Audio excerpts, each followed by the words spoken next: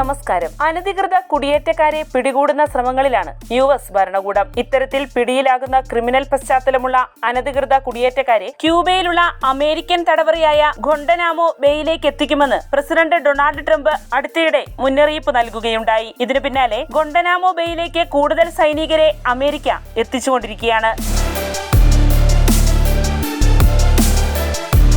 ഇവിടെ കൂടുതൽ സൈനികരെ വിന്യസിക്കുന്നതിന്റെ ദൃശ്യങ്ങൾ പ്രസിഡന്റ് ഡൊണാൾഡ് ട്രംപും വൈസ് പ്രസിഡന്റ് JD വാൻസും സമൂഹ മാധ്യമങ്ങളിലൂടെ പങ്കുവച്ചിട്ടുമുണ്ട്. വൻ വ്യോമസേനാ വിമാനങ്ങളിലാണ് സൈനികരെ ഗൊണ്ടനാമോ ബേയിൽ എത്തിച്ചിരിക്കുന്നത്. 30,000-ഓളം വരുന്ന അനധികൃത കുടിയേറ്റക്കാരെ നാടുകടത്തി ഗൊണ്ടനാമോ ബേയിൽ എത്തിക്കാനുള്ള നടപടികളിലേക്കാണ് US നീങ്ങിയിരിക്കുന്നത്. ഇതിനായുള്ള മുന്നൊരുക്കങ്ങളുടെ ഭാഗമായി 300 സൈനികരെയാണ് US അടുത്തിടെ ഇവിടേക്ക് എത്തിച്ചിരിക്കുന്നതെന്നാണ് ന്യൂയോർക്ക് ടൈംസ് റിപ്പോർട്ട് ചെയ്തത്.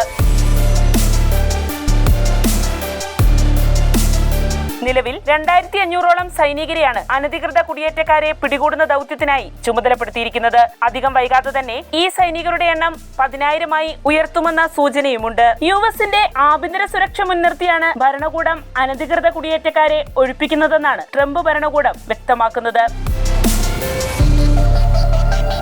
സെപ്റ്റംബർ 11 നടന്ന ഭീകരാക്രമണവുമായി ബന്ധപ്പെട്ട് പിടിയിലായവരെയാണ് ഇതുവരെയും ഗൊണ്ടനാമോ ബേയിൽ പാർപ്പിച്ചിരുന്നത്. ഈ തടവറയെ സംബന്ധിച്ച് ഒട്ടനേകം ആരോപണങ്ങൾ ഉയർന്നിട്ടുണ്ട്. അതിക്രൂരവും മനുഷ്യത്വരഹിതവുമായ സമീപനമാണ് ഇവിടുത്തെ തടവുകാരോട് ബന്ധപ്പെട്ട അധികൃതരുടെ ഭാഗത്തുനിന്നും ഉണ്ടാവുന്നതെന്നാണ് അതിൽ പ്രധാനപ്പെട്ട ആരോപണം. ഇതിനെതിരെ വിവിധ അന്താരാഷ്ട്ര സംഘടനകളും മനുഷ്യാവകാശ പ്രവർത്തകരും ഇതിനു മുൻപ് രംഗത്തെത്തിയിരുന്നു.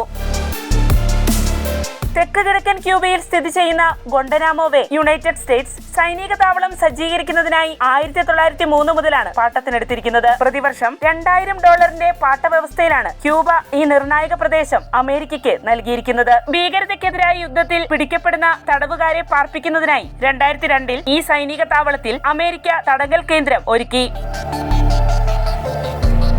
തീവ്രവാദവുമായി ബന്ധപ്പെട്ട കുറ്റകൃത്യങ്ങൾ ആരോപിച്ച് 2002 മുതൽ 800-ഓളം തടവുകാരെ ഈ തടവറയിൽ എത്തിച്ചിട്ടുണ്ട്. അതിൽ നിരവധി പേരെ ജോ ബൈഡൻ ഭരണകൂടം മോചിപ്പിക്കുകയുണ്ടായി. ഇപ്പോൾ ഈ തടങ്കലിൽ 15 തടവുകാരാണ് അവശേഷിക്കുന്നത്. ഇവരിൽ 3 പേർ മോചന സാധ്യത ഉള്ളവരാണ്. അതുപോലെ തന്നെ മറ്റു 3 പേരുടെ മോചന നടപടികളും പുരോഗമിച്ചു വരികയാണ്. ഗൊണ്ടനാമോ ബേയിലെ നാവിക താവളത്തിനോടനുബന്ധിച്ചൊരുക്കിയ ഈ തടവ് കേന്ദ്രം അടച്ചുപൂട്ടാൻ ഡെമോക്രാറ്റിക് പ്രസിഡന്റുമാരായ ബറാക് ഒബാമയും ജോ ബൈഡനും നിരന്തര ശ്രമങ്ങൾ നടത്തിയിരുന്നു. എന്നാൽ കോൺഗ്രസ് ഇത്തരം നീക്കങ്ങളിൽ എതിർപ്പ് പ്രകടിപ്പിച്ചു. ഇപ്പോഴിതാ ട്രംപ് ഈ തടവറ വീണ്ടും വിനിയോഗപ്പെടുത്താൻ തുനിഞ്ഞിരിക്കുകയുമാണ്.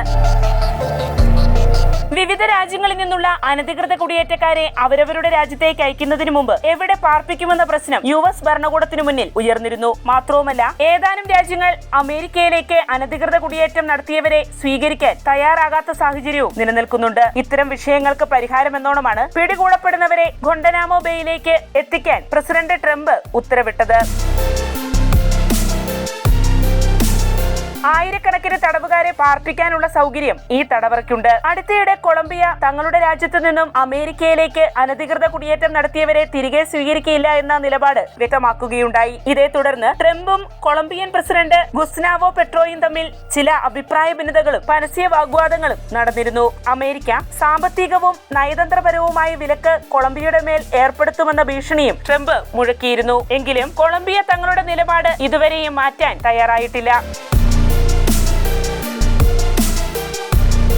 അതിനിടെ അനധികൃത കുടിയേറ്റക്കാരുടെ പട്ടികയിൽ ഉൾപ്പെട്ട കുട്ടികളെയും ഗൊണ്ടനാമോ ബേയിലേക്ക് എത്തിക്കുമെന്ന കാര്യം പരിഗണനയിലുണ്ടെന്ന് US ആഭ്യന്തര മന്ത്രാലയ വൃത്തങ്ങൾ സൂചന നൽകുകയുണ്ടായി. കുറ്റവാളികളെ പിടികൂടുന്നതിനും അതിലൂടെ അമേരിക്കൻ ജനതയ്ക്ക് സമാധാനം നൽകുന്നതിനുമാണ് പ്രസിഡന്റ് ട്രംപ് മുൻഗണന നൽകുന്നതെന്നാണ് ഇത്തരം നീക്കങ്ങൾക്ക് US ആഭ്യന്തര മന്ത്രാലയം നൽകുന്ന വിശദീകരണം. എന്നിരുന്നാലും ട്രംപിന്റെ ഈ പുതിയ നീക്കങ്ങൾ അന്താരാഷ്ട്ര തലത്തിൽ ചർച്ചയായി തീർന്നിരിക്കുകയാണ്. വാർത്തയുടെ നിറം തേടി തനിനിറം.